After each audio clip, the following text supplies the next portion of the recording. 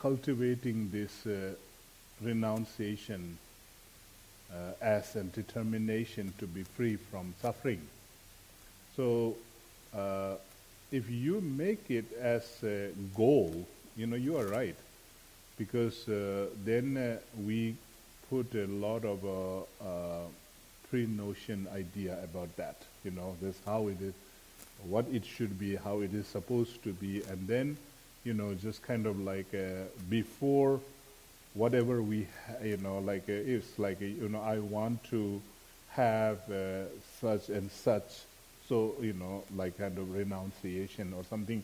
So it becomes sort of like instead of actually cultivating the pure renunciation, you are trying to cultivate the idea of the pure renunciation. So that is there is a danger in like that, when you set it as a goal, and then it's just kind of like at the same time, then it becomes sort of like what do you call? It's like a project to achieve something, and then then at the same time, like expectation become an obstacle for achieving that. So yeah, so that is kind of like just generally what it is, just kind of not setting it as a goal, but just kind of that there's some determination is important, but that is why you're not actually working to just kind of don't use that as a goal, sort of like not to generate renunciation you are doing, but just kind of like understand what is renunciation, right? What is the determination? And that is why Master Lama Tsongkhapa actually giving us how to, right? So how to sort of like then suffering, like our day-to-day life suffering, and so just kind of like how much we understand our suffering. So you just kind of like you are sort of like putting some practice, like placing your awareness on your suffering more to understand the suffering. So this is, when you understand, when you truly understand the suffering, so there is no goal-setting thing here. What you are doing is you are just trying to understand your, part of feelings, which is we call the suffering. So then like just kind of when you actually deal with the suffering, how just kind of like you are learning yourself how you are actually responding to the suffering. And so, once you know how you are responding to your suffering, and then like, what is the suffering? So you're placing your awareness on suffering. So just kind of like, I am so uncomfortable with my suffering. So then you just kind of step back and saying, okay, wait a minute, what is it anyway? What am I feeling right now? Sort of like, so it is kind of like placing awareness is like stepping one back step away, and instead of letting yourself carried away by this suffering, like whatever you are feeling, so you just kind of like, you are aware that, so far I always let myself carried away. So just kind of when the suffering comes, and I don't even look at it, I just let it carry me away. And so now, I'm kind of with, I want to see and stop and see how is this, how I'm getting carried away. So, when you are learning and studying, analyzing what is this suffering, and you will gain some knowledge there. You will understand.